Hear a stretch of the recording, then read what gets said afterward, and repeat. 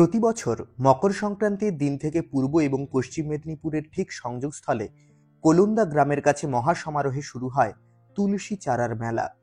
এই মেলাটি পশ্চিমবঙ্গের অন্যতম পুরনো মেলা হিসেবে বিবেচিত হয়, যেখানে মকর সংক্রান্তির পূর্ণ লগ্নে উপস্থিত হন হাজার হাজার পুণ্যার্থী। তারা কেলেঘাই নদীর জলে একদম ভোর থেকে স্নান শুরু করেন, আর তারপর নদী থেকে মাটি নিয়ে মনস্কামনা পূরণের লক্ষ্যে তা অর্পণ করেন সেখানে থাকা গোকুলানন্দের মন্দিরে। শায়কের ঝুলির এই ভ্লগে আমরা ঘুরে দেখব সেই তুলসী চারার মেলা, পাশাপাশি মেলাতে আসা অগণিত স্টলগুলিতে ঠিক কি কি পাওয়া যায় সন্ধান করব তারও। তো চলুন শুরু করা যাক।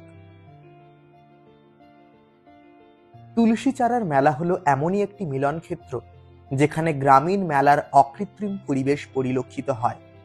মকর সংক্রান্তির দিন একদম ভোর থেকেই ভক্তরা শুরু করেন পুণ্য স্নানের পর্ব। তারপর গোকুলানন্দের মন্দিরে গিয়ে দেওয়া হয় পুজো।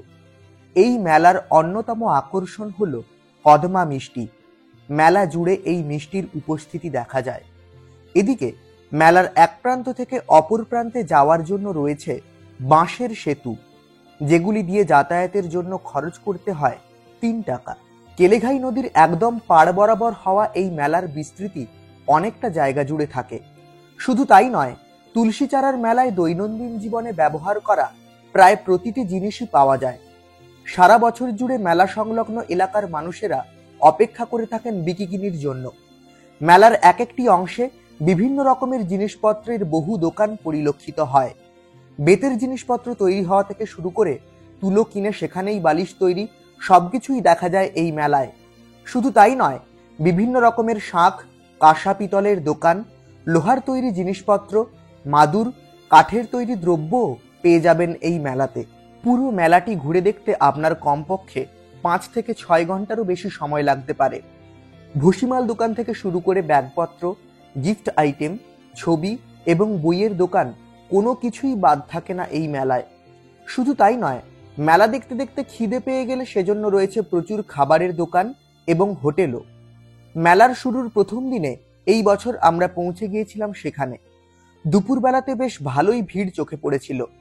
প্রতি বছরের মতো এবারও জামা কাপড় এবং ব্ল্যাঙ্কেটের দোকানগুলিও নজর কেড়েছে সবার।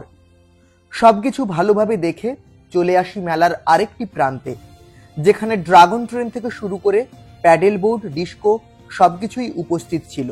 বেশ কয়েক ঘন্টা সময় মেলাতে অতিবাহিত করলেও প্রত্যেকটা স্টল ঘুরে দেখতে পারিনি।